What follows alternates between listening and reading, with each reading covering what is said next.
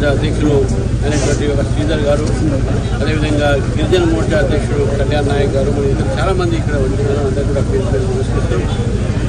నల్గొండ జిల్లా నా ఒక సొంత జిల్లా, ఉమ్మడి జిల్లా.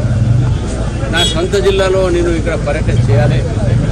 ఈరోజు ఇక్కడ ముఖ్యమంత్రి గారు కూడా వస్తున్నారు. మరి ముఖ్యమంత్రి గారు ఈరోజు ఇక్కడ రేషన్ కార్డులు వితరణ కోసం పంపడం కోసం వస్తున్నారు. నేను ముఖ్యమంత్రి గారిని ఒకటే డిమాండ్ చేస్తా ఉన్నాను. ఎవరైతే ముఖ్యమంత్రి గారికి చెప్పేది ఏంటంటే, ఎవరైతే అర్హతలు ఉన్నారో రేషన్ కార్డుకు వాళ్ళందరూ కూడా రేషన్ కార్డులు ఇవ్వాల్సిన అవసరం ఉన్నది. ఒకటి. రెండోది, ఈరోజు రేషన్ కార్డులో పంపిణీ చేస్తున్నటువంటి ధాన్యం ఏదుందో, బియ్యం ఏదుందో, ఈ యొక్క బియ్యము మొత్తం 5-6 కిలోలు మొత్తం కూడా కేంద్ర ప్రభుత్వం ఉచితంగా ఇస్తుంది, ప్రధానమంత్రి గరీబ్ కళ్యాణ్ యోజన కింద. మరి మోదీ గారి బొమ్మ రేషన్ కార్డులో పెట్టాల్సిన అవసరం ఉన్నది.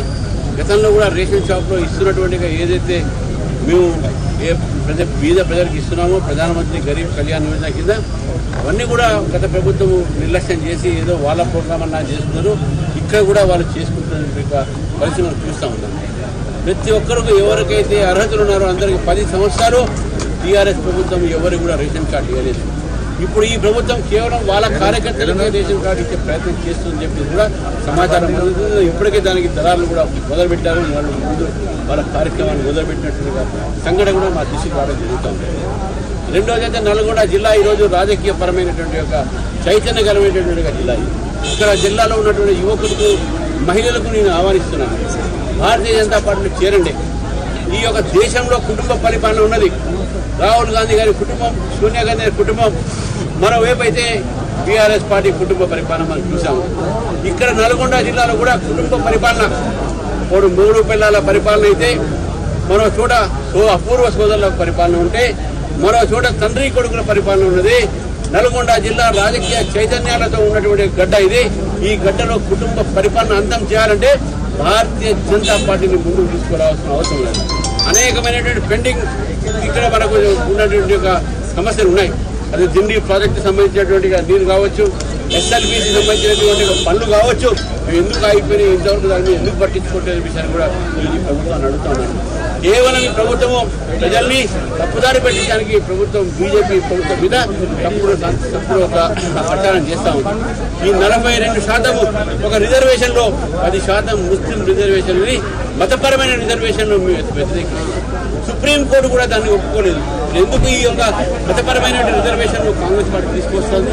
దీనివల్ల అసలైన బీసీలకు నష్టం జరుగుతున్న విషయాన్ని కూడా ఈ రాష్ట్ర బీసీలందరూ కూడా ఈరోజు గుర్తించాల్సిన అవసరం ఉంది, గమనించాల్సిన అవసరం ఉంది.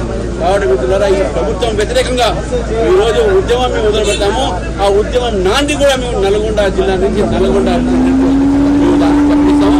ఇక్కడ నుంచి సూర్యాపేట కోదాడ్, అదేవిధంగా నా సొంతంగా నేను పుట్టినట్టు ఊరు నల్లగొండ కూడా వెళ్తున్నాను.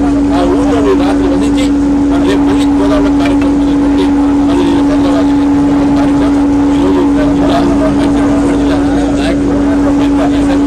ఒకసారి కార్యకర్తలకు, ఇంత పెద్ద కార్యకర్తలు, మీడియా విలేకరులు అందరికీ కూడా నేను కోరుతున్నాను. మీ అందరికీ ముఖ్యమంత్రి గారికి వచ్చారు. కానీ ముఖ్యమంత్రి గారు వచ్చినటువంటి సందర్భంగా ఈరోజు భారతీయ జనతా పార్టీ అధ్యక్షుడిగా నేను కూడా ఇక్కడ వచ్చాను. మీరు దయచేసి మా ఒక కార్యక్రమాన్ని కూడా కవర్ చేయండి. వారిని కూడా కవర్ చేయడం బాధ్యత మీది. కానీ ఏ విధంగా చేస్తారనేది మరొకసారి కోరుతూ ఈ యొక్క సమావేశంలో వచ్చిన అందరూ కూడా మరొకసారి పేరు కొనసాగుతున్నారు. ఆ సిద్ధాంతాన్ని అడ్డుపెట్టుకుని ఉన్నారు. ప్రజా సమస్యల మీద సరైన విధంగా ముందుకు పోరాడలేదు. రాష్ట్ర అధ్యక్షుడు అయినారు.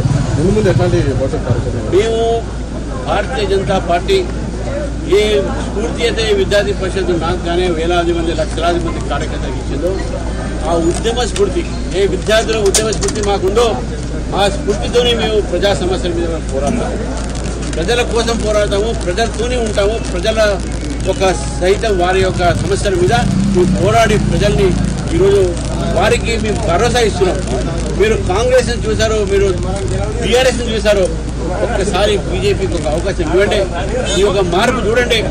తెలంగాణలో ఒక రాజకీయ మార్పు చేసి డబుల్ ఇంజన్ సర్కారు కూడా భారతీయ జనతా పార్టీ తెలంగాణలో ఏర్పాటు చేస్తే ఇక్కడ ఉన్నటువంటి ఒక తెలంగాణ వాసులకు ఒక బంగారు తెలంగాణ, ఒక వికసిత తెలంగాణ, ఒక ప్రజాస్వామ్య తెలంగాణ తప్పకుండా మీకు తీసుకువస్తామని చెప్పేసి కూడా ఈ ఉద్యమం కోసం, ఈ ప్రజా వ్యతిరేక, ఈ ప్రభుత్వం వ్యతిరేకంగా ఈ ఉద్యమాన్ని తీస్తాము.